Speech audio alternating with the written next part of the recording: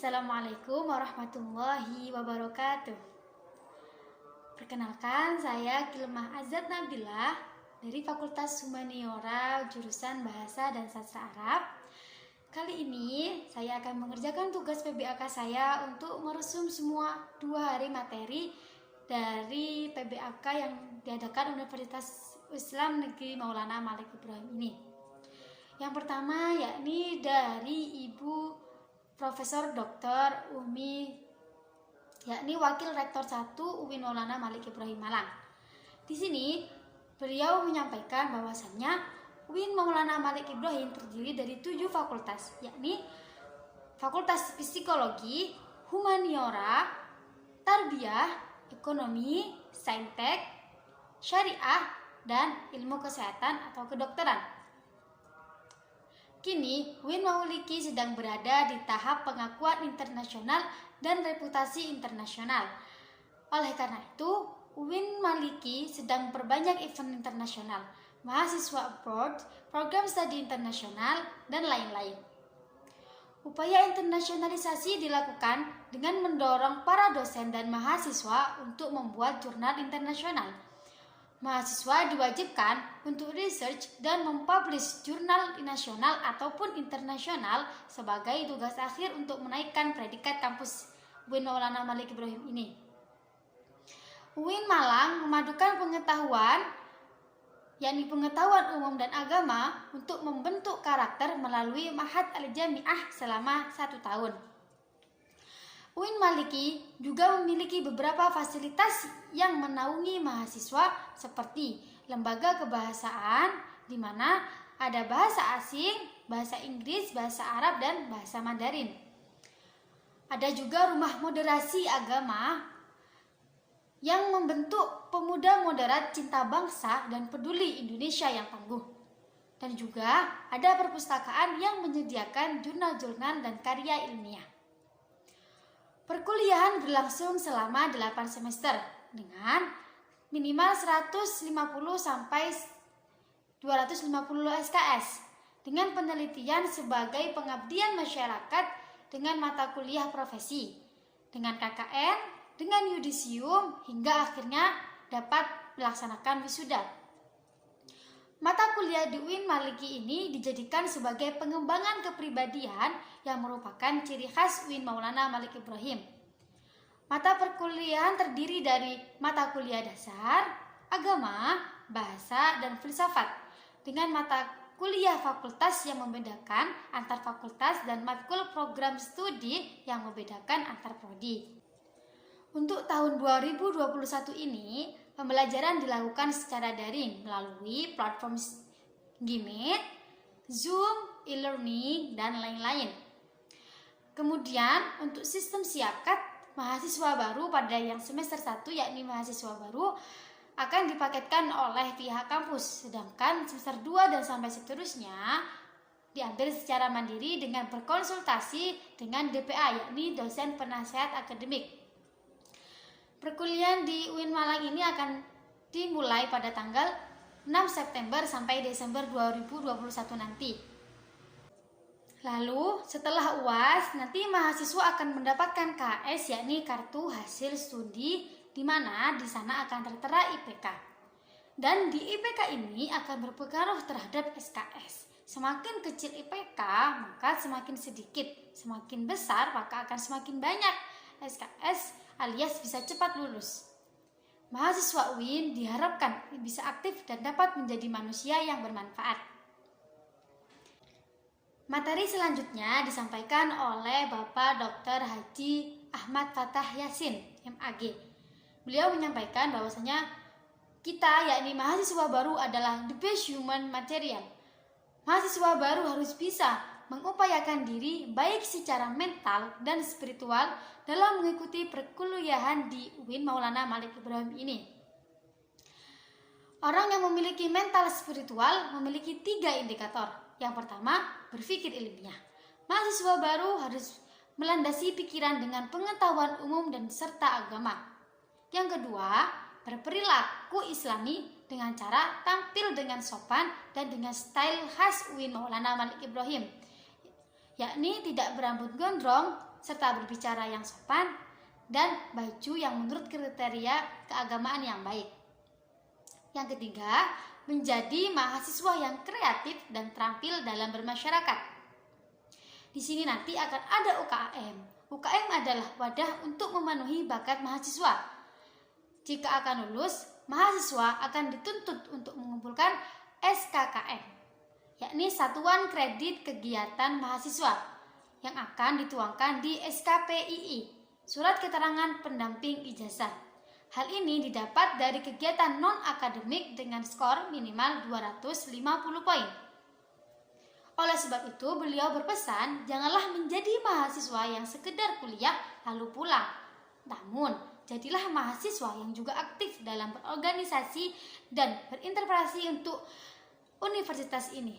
Di kampus UIN Maulana Malik Ibrahim ini, di sini menyediakan beasiswa berupa beasiswa prestasi akademik maupun prestasi non-akademik. Jika ingin menyampaikan aspirasi mahasiswa, bisa menyampaikannya melalui SEMA, yakni Senat Mahasiswa, atau DEMA, Dewan Mahasiswa, HMPS atau HMJ. Di UIN Maliki juga memiliki akselerasi. Jadi saat semester 7 sudah diperbolehkan mengambil S2. Namun dengan syarat-syarat dan seleksi yang cukup ketat pastinya. Lulusan UIN Maulana Malik Ibrahim Malang ini tidak hanya sekedar menjadi ustadz dan ahli agama, tetapi diharapkan juga bisa menjadi lain-lainnya. Kita harus bangga menjadi mahasiswa UIN karena di UIN ini kita tidak hanya diajarkan ilmu pengetahuan, namun kita juga diajarkan ilmu agama. Saya ingin menambahkan sedikit yang disampaikan oleh Ibu Ilvi Nurdiana. Di situ menyampaikan tentang permasalahan UKT. UKT itu besaran UKT didapatkan oleh mahasiswa dengan kriteria apa saja. Untuk kriteria dari UNIF, yang pertama yang ditimbang adalah menurut universitas ini, karena akreditasi di UNIF Malang sudah mencapai akreditasi A. Lalu indeks mutu PTKIN, indeks mutu prodi masing-masing, lalu indeks wilayah. Lalu jika menurut perseorangan pribadi dilihat dari penghasilan orang tua dan jumlah tanggungan keluarga. Jadi meskipun ada orang tua yang penghasilannya sama, namun yang ditanggung dalam keluarga itu berbeda, pasti akan menghasilkan besaran UKT yang berbeda pula. Oke, pada hari kedua yakni tanggal 1 September, materi yang disampaikan pertama dari DEMA, yakni Dewan Mahasiswa. DEMA merupakan organisasi intrakampus yang merupakan lembaga eksekutif mahasiswa di level universitas. Fungsi dari DEMA ini sendiri yakni sebagai pelaksana program organisasi kemahasiswaan dan sebagai lembaga yang mengkoordinasikan dan menginstruksikan pelaksanaan kegiatan kemahasiswaan di tingkat universitas. Tugas-tugas DEMA yakni melaksanakan program kerja organisasi yang sudah disepakati Senat Mahasiswa Universitas, lalu mengkomunikasikan dan menginformasikan kegiatan kemahasiswaan di tingkat universitas dan melaksanakan koordinasi dan sinkronisasi kegiatan kemahasiswaan. Kegiatan DEMA ini tidak dilaksanakan sendiri-sendiri, namun ada kementerian-kementerian di dalamnya. Yakni pertama ada Kementerian Dalam Negeri yang mengurusi komunikasi secara internal, yakni yang ada di dalam kampus sendiri.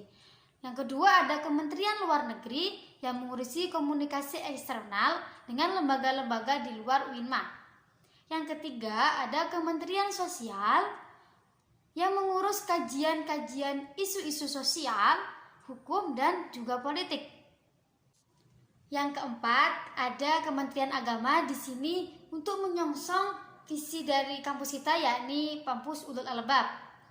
Yang kelima ada Kementerian Pengembangan. Di sini Kementerian Pengembangan untuk mewujudkan apa yang dicita-citakan oleh kampus. Lalu ada Kementerian Komunikasi dan Informasi di sini untuk mempublikasikan kegiatan-kegiatan kampus. Selama satu periode ke depan ada satu program kerja yang sangat diprioritaskan oleh DEMA ini. Pertama yakni Sahabat Desa. Adanya program ini untuk mewujudkan kepekaan mahasiswa dengan masyarakat setempat. Yang kedua ada sapa sekolah. Di sini sapa sekolah untuk mempromosikan dengan memberi pengalaman terkait organisasi kepada sekolah-sekolah di luar kampus yang berbasis aliyah, sekolah menengah, menengah pertama ataupun menengah ke atas. Yang ketiga ada semacam kegiatan sosial. Misalnya ini contohnya ada rihlah parlemen. Jadi para anggota DEMA nanti akan melaksanakan rihlah ke masyarakat langsung. Oke, materi selanjutnya yakni dari SEMA, yakni Senat Mahasiswa. SEMA merupakan organisasi mahasiswa UIN Malang yang berperan sebagai lembaga legislatifnya yang mengkoordinasi DEMA, UKM, dan HMJ. Fungsi SEMA sendiri di sini yakni sebagai advokasi atau biasanya mahasiswa yang terkendala masalah UKT, kuliah, atau lain sebagainya. Disinilah nanti SEMA akan menjadi jembatan untuk menyampaikannya ke pihak yang terkait. Lalu ada fungsi legislasi, fungsi pengawasan, dan fungsi penganggaran. Semua ini akan membantu mahasiswa dalam segala masalah untuk dilaporkan kepada pihak yang terkait.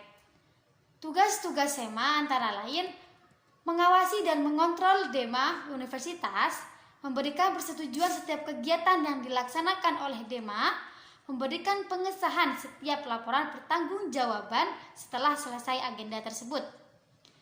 Lalu memfasilitasi aspirasi mahasiswa Universitas Islam Negeri Malang dan menyalurkannya kepada pihak-pihak yang bersangkutan. Selanjutnya mengawasi setiap kebijakan dan keputusan yang diambil oleh DEMAU, merancang dan menetapkan peraturan organisasi yang ada di UIN Malang ini, mengesahkan peraturan DEMA, lalu menjadi mitra kerja DEMA dalam melaksanakan kebijakan organisasi kemahasiswaan. Wewenang-wewenang SEMA antara lain membentuk undang-undang yang dibahas dengan presiden mahasiswa untuk mendapatkan persetujuan bersama. Lalu menampung dan mempertimbangkan segala aspirasi mahasiswa, memberikan mandat untuk pelaksanakan pewilwa, mengawasi pelaksanaan hasil-hasil sidang dari SEMA, mengawasi pelaksanaan program kerja dan kebijaksanaan dari DEMAU, lalu turut andil dalam mengkaji permasalahan yang timbul di dalam negara dan tingkat universitas, menerima dan membahas usulan PO yang terkait dengan bidang tertentu dan mengikut sertakan dalam pembahasan. SEMA sendiri di sini dibantu dengan 4 komisi, yakni komisi A, B, C, dan D. Komisi A terkait dengan perkuliahan atau UKT, yakni fasilitas di UIN. Komisi B menaungi untuk mengawal Ormawa, organisasi mahasiswa yang ada di UIN. Komisi C sebagai pembuatan peraturan organisasi dan administrasi format-format surat LPJ yang dilaksanakan di UIN Malang ini. Lalu komisi D yang akan mempublikasikan apa saja yang terjadi dan dilaksanakan oleh SEMA. Untuk syarat-syarat masuk dan daftar di SEMA ataupun DEMA, semua mahasiswa minimal mempunyai IPK 3. Materi selanjutnya diisi oleh 15 UKM yang ada di UIN Malang ini. Yang pertama yakni UKM Menwa. Di sini adalah organisasi yang sangat bersejarah katanya. Di sini Menwa bertugas sebagai organisasi yang mengkondisifkan segala kegiatan yang akan dilaksanakan di UIN Malang. Yang kedua ada Pramuka. Mungkin sudah tidak asing lagi di telinga kita kata-kata UKM Pramuka. Namun UKM Pramuka di setiap tingkat sekolah pasti berbeda. Begitu pula Pramuka di tingkat universitas ini. Yang ketiga ada PMI. Sama seperti yang kita ketahui di SMA dengan nama PMR, yakni Palang Merah Remaja, namun di sini namanya Palang Merah Indonesia. Selanjutnya yang nomor 4 yakni ada Mapala Tursina. Di sini berisi orang-orang yang sebagai pecinta alam. Di sini kegiatannya ada olahraga juga, yakni olahraga mendaki gunung, ada kemasyarakatan, sosial, dan rekreasi, yaitu rekreasi ke wisata alam. Selanjutnya ada PSMGBB, yakni Paduan Suara Mahasiswa Gema Buana. Di sini fokus pada bidang tarik suara. Dan UKM ini masih baru didirikan pada tahun 2015, namun sudah menorehkan banyak prestasi nasional. Selanjutnya ada UKM Seni Religius. Di sini bergerak dalam bidang seni religius. Lalu ada Teater K2. Di dalam Teater K2 bukan hanya berbicara tentang teater, tapi di sini sudah kompleks, ada menari, musik, dan seni-seni yang lain, dan pastinya juga yang paling penting adalah teaternya. Selanjutnya ada Unior. Unior adalah unit UKM yang menaungi seperti ekstrakurikuler keolahragaan. Ada sepak bola, bola voli, bola basket, dan olahraga yang lain. Selanjutnya ada Kopma Padang Bulan. Kopma ini koperasi mahasiswa. Jadi isinya untuk mengelola koperasi-koperasi di UIN Malik Malang ini. Selanjutnya ada Komus, ini berisi tentang anak-anak yang suka bermain musik dan alat-alat musik lain sebagainya. Karena di UKM ini banyak sekali alat-alat musik dan anggota-anggotanya yang bisa bermain musik dengan alat-alat musik yang berbagai macam. Selanjutnya ada Taekwondo. Sudah tidak asing lagi ya untuk UKM Taekwondo.